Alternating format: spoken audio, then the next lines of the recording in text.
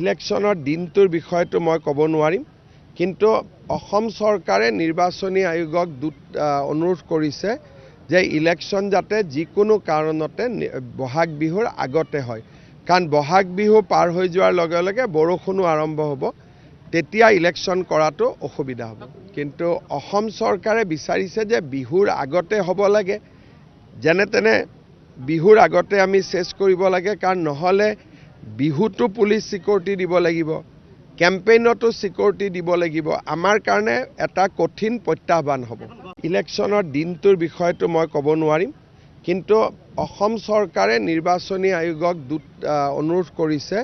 যে ইলেকশ্যন যাতে যিকোনো কাৰণতে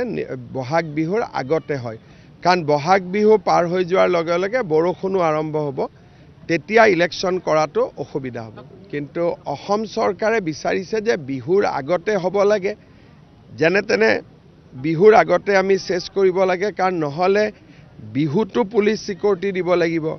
কেম্পেইনতো চিকিউৰিটি দিব লাগিব, আমাৰ কাৰণে এটা কঠিন প্ৰত্যাহ্বান হ'ব।